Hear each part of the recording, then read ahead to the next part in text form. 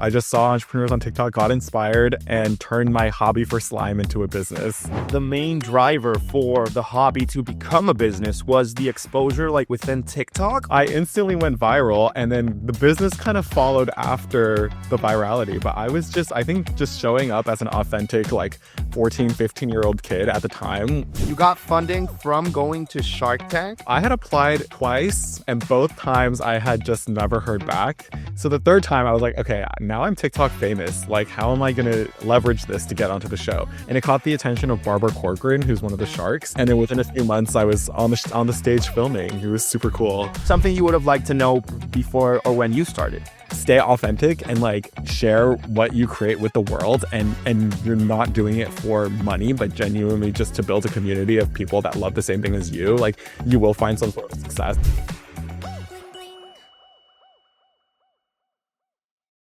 Hey everybody, thank you for listening. My name is Andres Figueira, and I'll be your podcast host for today. This show is brought to you by the Global Talent Company, a company that's focusing connecting remote talent from all over the world, Argentina, South Africa, with leading companies worldwide. So if you're looking to expand your team and you're looking for the best remote talent out there, then don't hesitate to contact us and look us up at globaltalent.co to see how we can help. And today with me here, I have Mark Lin, the founder and CEO of Sliimeyhoney, one of the largest slime companies based in Los Angeles, California. So, Mark, it's a pleasure to have you here. How are you doing? I'm doing well. Thank you so much for having me. I'm really excited to chat, and yeah, I'm looking forward to it. Yeah, no, we're also very excited as well. And with that intro, I believe we need to help ease the doubts of our listeners. And could you just tell us, Mark, what is a slime company? Yeah, that's totally a fair question. I get that one all the time. So basically, I founded Slimeyhoney. We're the world's premier gourmet slime company, is like what I like to call it. We manufacture slimes, and we make them look and smell like your favorite foods. So growing up, I always loved playing with my food, and my parents hated it. And so when I was kind of entering teenage years, I was like, oh, how can I come up with like a way to get around this? And then slime came into my life, and I was like, let me turn this into food. And that's kind of like what we're operating on.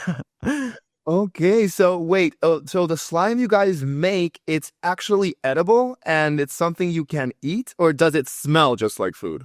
Yeah, it's not edible, so don't try to eat it, but it just smells and looks like your favorite foods. Okay, that's so cool. And from when I was like investigating the company, it seems you had this idea during the quarantine, right? It was like during that time of, I don't know, everybody was looking for different ways to distract themselves, and you found slime. Yeah, so I had actually been making slime a couple years before quarantine, but it was never something that I took that seriously until when quarantine hit. I was on TikTok like everyone else was, and I was watching stories of entrepreneurs sharing a day in their lives, what running a company looks like, and I thought to myself, wow, that looks really fun.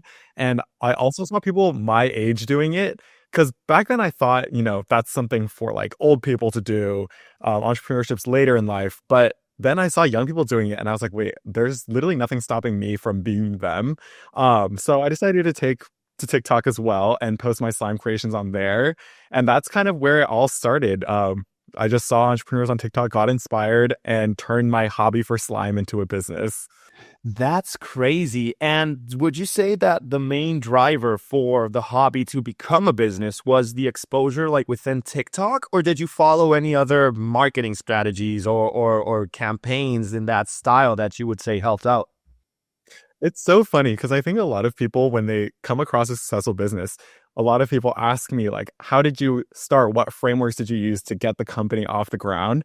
But I always just tell people, like, I just watched TikTok videos and I took to TikTok myself and I instantly went viral. And then the business kind of followed after the virality. But I think just showing up as an authentic, like 14, 15-year-old kid at the time on TikTok was enough, and a lot of people liked following my story.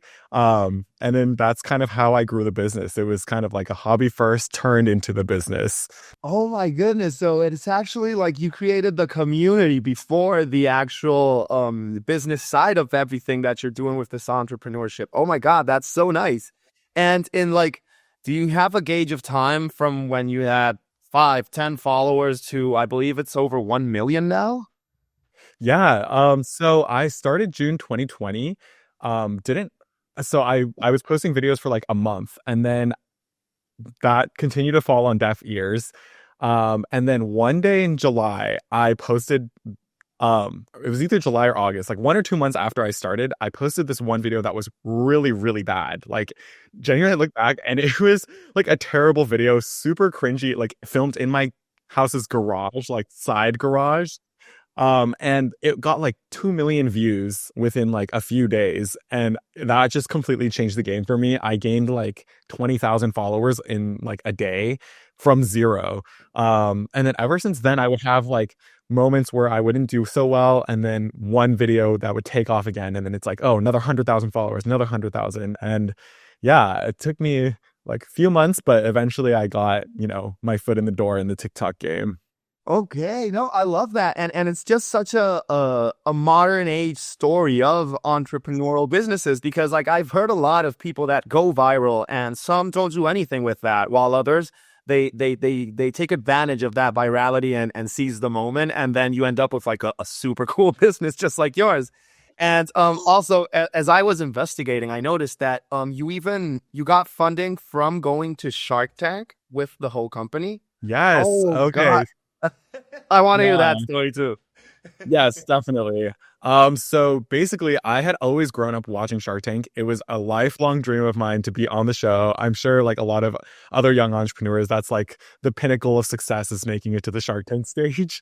And so I had applied twice before, and both times I had just never heard back. So the third time I was like, okay, now I'm TikTok famous. Like, how am I gonna leverage this to get onto the show? So I created a that was like, dear Shark Tank producers, like cast me, like I want to be on this show. And it caught the attention of Barbara Corcoran, who's one of the sharks. And I believe she forwarded it to the producer, and then within like a couple days they reached out to me and they were like, hey, do you want to like join the audition like casting process for Shark Tank? And so that was like a really cool experience because I leveraged my TikTok to like get my foot in the door into the Shark Tank thing. And then within a few months I was on the stage filming. It was super cool.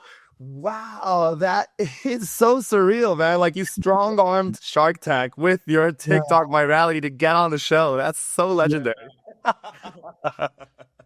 Very nice, very nice. And in terms of the sales of the product, do they always just maintain themselves and it's like different people constantly buying slime, or have you felt the need to create certain kind of urgency to increase the demand, or I know it's a non-essential product, so it must be kind of hard Yeah. like convincing people to buy it.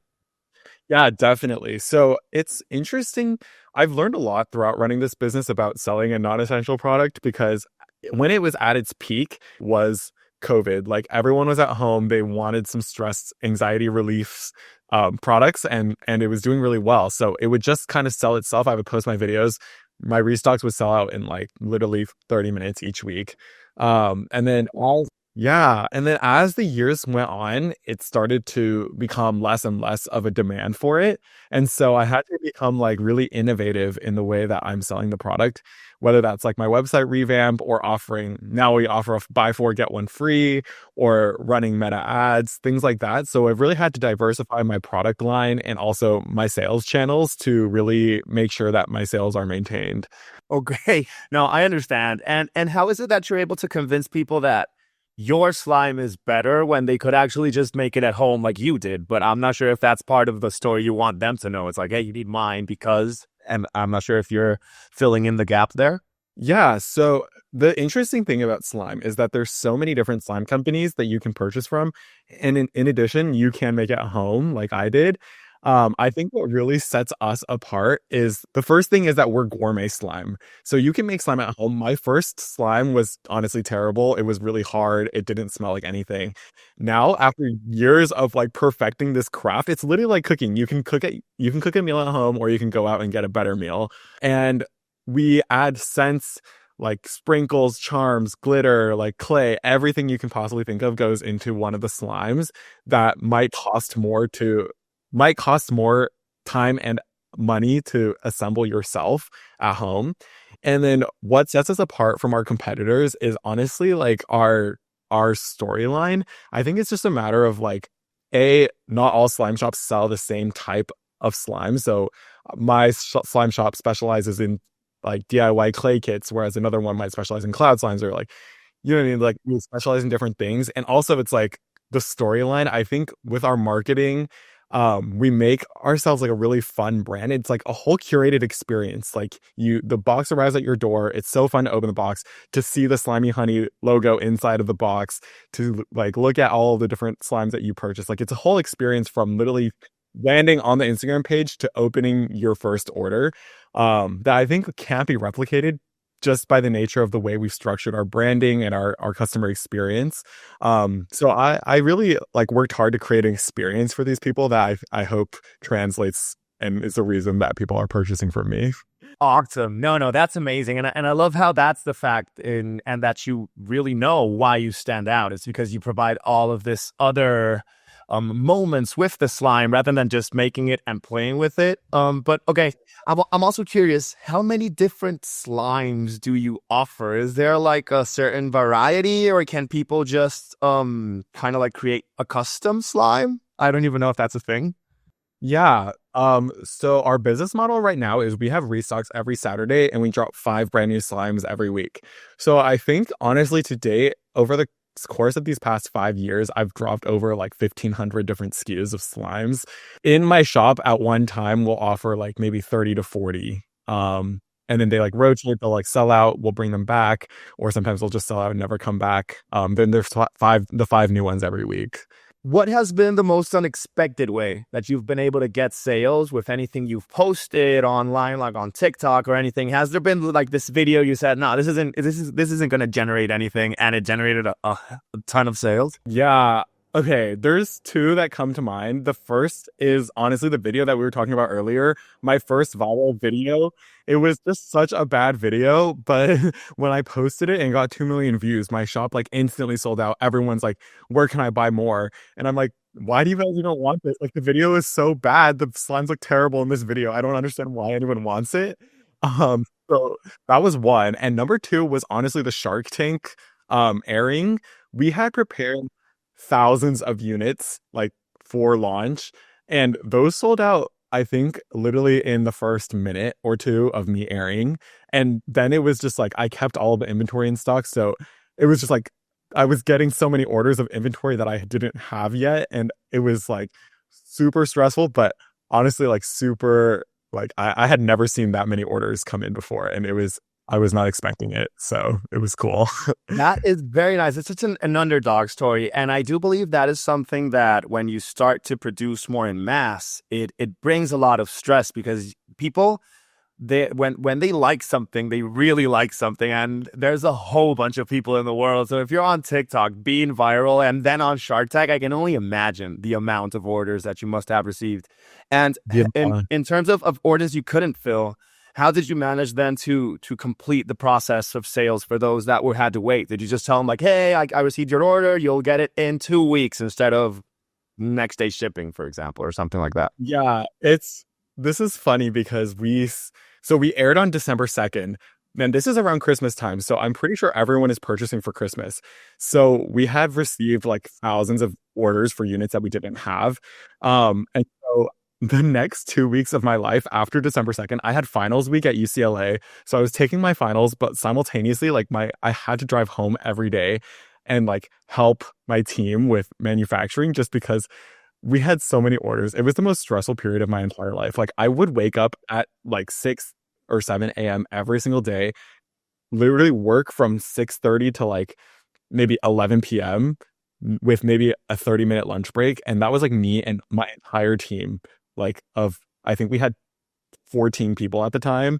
All 14 of us were working to manufacture these slimes, pack the orders, like make the clay pieces, literally from like from the moment we woke up to the moment we went to sleep. And they would like rotate in and out. So it wasn't them, but like I was working like 14, 15-hour days just manufacturing these slimes, all while taking finals and yeah, not eating or sleeping really.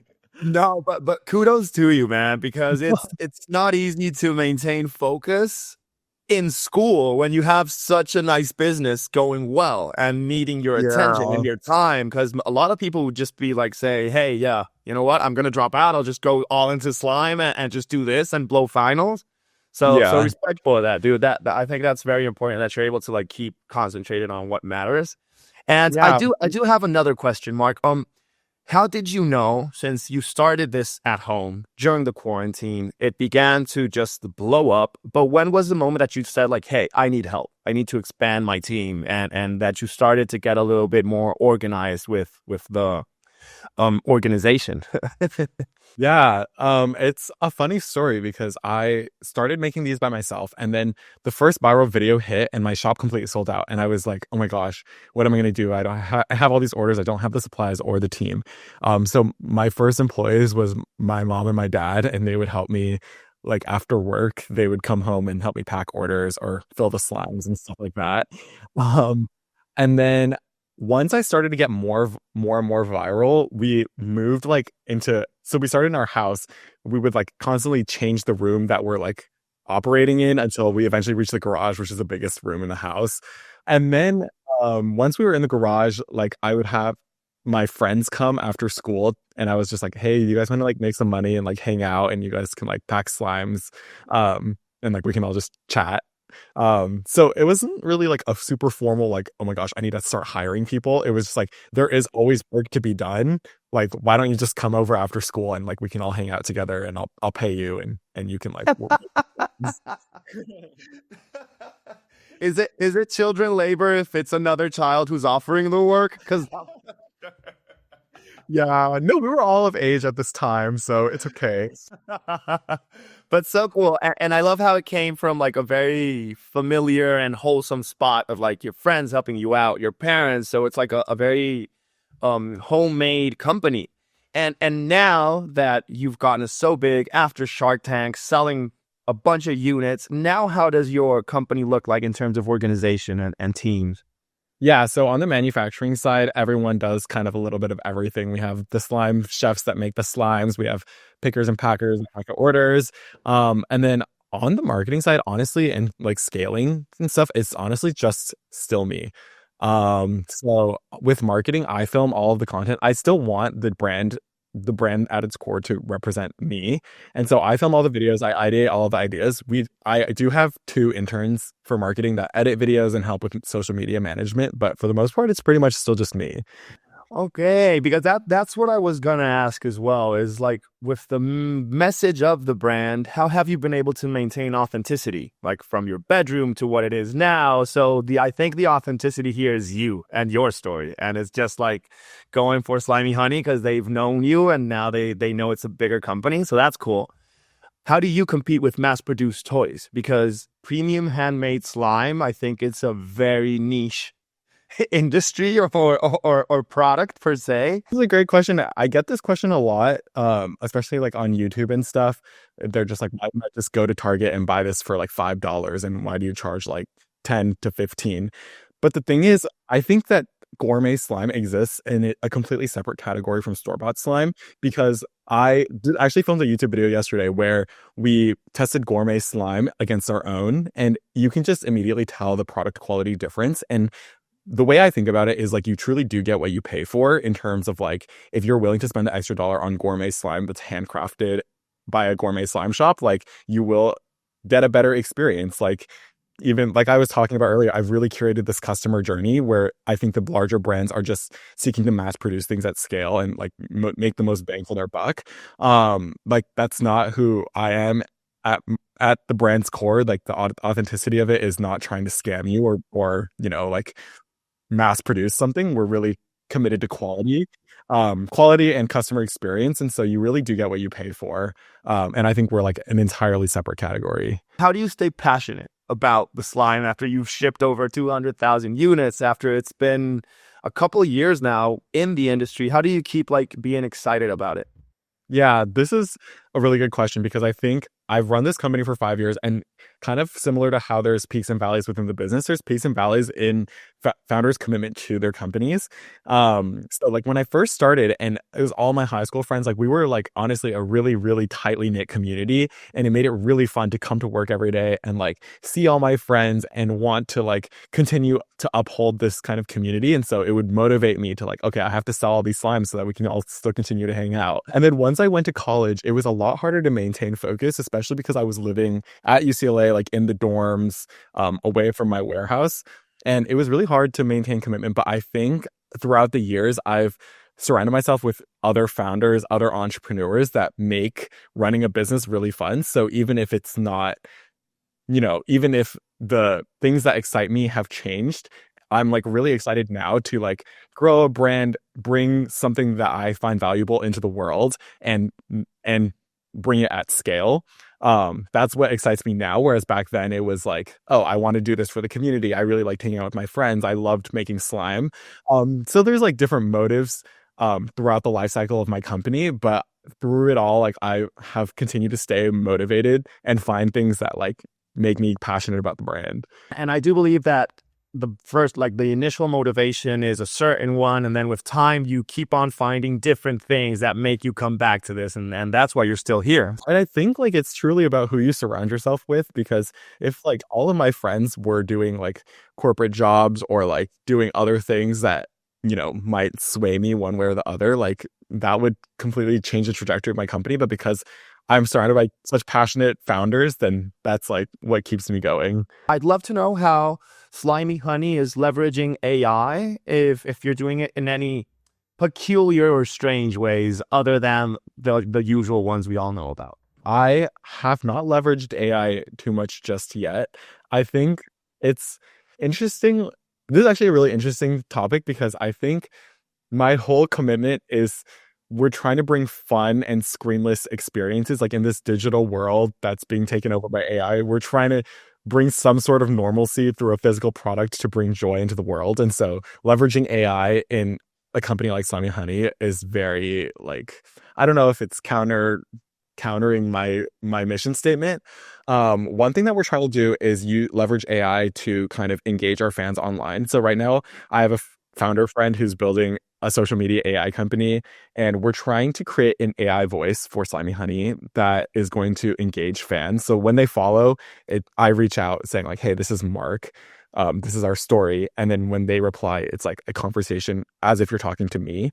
So that's something that's been cool. We're actually just testing that out for the first time this week, so I'll keep you updated with results. But wow, that's crazy. So you're creating like your own persona in AI so that it addresses any new potential customers or anybody who's interested in Sliimeyhoney, then they'd be talking to you, but it's the AI.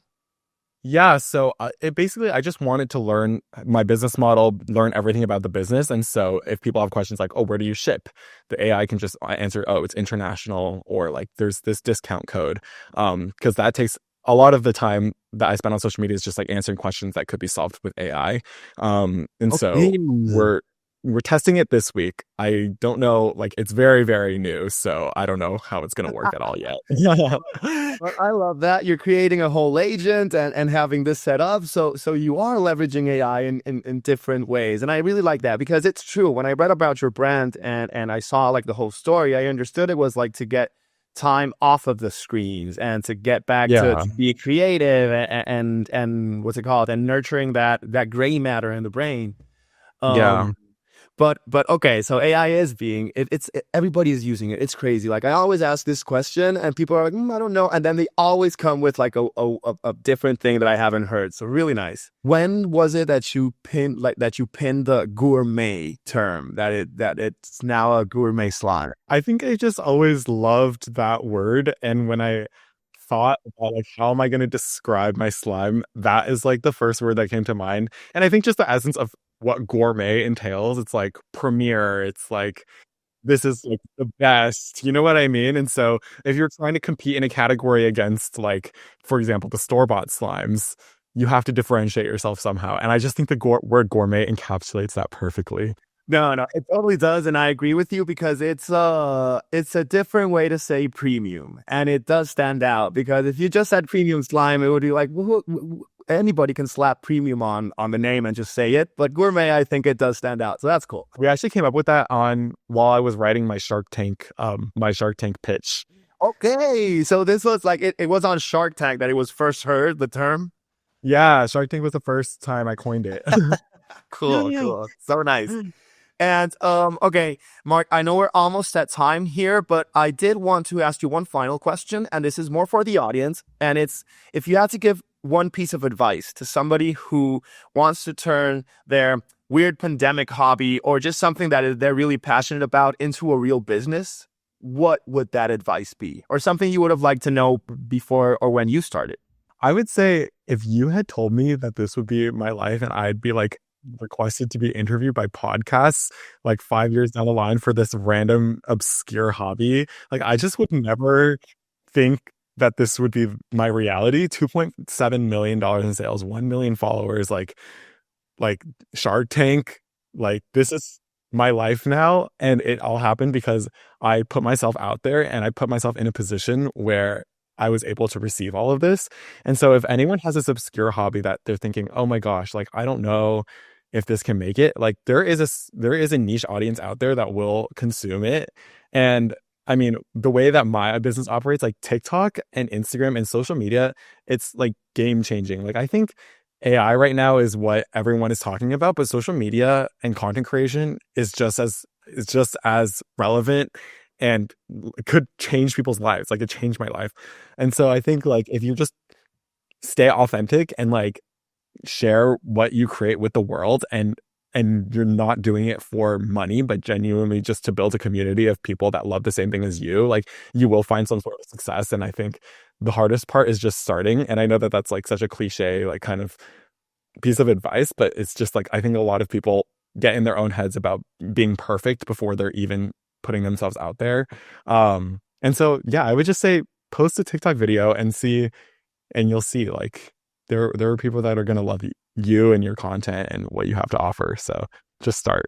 That is so nice. And I hope that anybody listening just feels okay with who they are and exposing themselves to the world, because there are certain people that could be haters or trolls. But I think in the majority, if the community you have is a nice one and the content you create is, as you say, authentic, people are going to love you for that and not be just dismissive about it. Yeah, that. And also I think people get in their minds of like, oh, I don't have enough experience. I don't have enough business experience. Like I need to go work in a corporate job first before I have an understanding of how to start my own business. But like literally I was a 15-year-old high schooler. Like I had no experience whatsoever. You just make the TikTok video and then you will, like if the sales are there, you will just follow. You will learn by doing. Yeah, guys, just leave the imposter syndrome at home and make sure to just tackle and go for your goals. And Mark, before we close out the episode, I do want to give you also the chance to let our listeners know if they want to purchase Slimy Honey, if they want to further investigate what it is and just check everything out, how could they look at your product? Yeah, so you can shop slimes at www.slimeyhoney.com. Slimy Honey spelled with 2 I's, so just make sure. And my TikTok handle is Slimy Honey Shop. Instagram is Slimy Honey. YouTube is Slimy Honey. And then if you want to look at me, my name is Mark Lin. You can find me Mark J Lin on Instagram. I post some videos, or on LinkedIn. But yeah. Awesome. That's amazing. So you heard it here first, guys. Go to slimeyhoney.com with 2 I's. And you can also follow them on social media on every platform, and even Mark with his tag of Mark J Lin. So without further ado, Mark, it was a pleasure having you on the episode. Thank you so much for telling us your story. Oh, thank you so much for having me. This was a blast. I love sharing my story with the world. So thank you for giving me the opportunity. And especially such an interesting one, man. So I just hope that the success with Slimy Honey continues and you keep on crushing it, dude. Oh, thank you so much.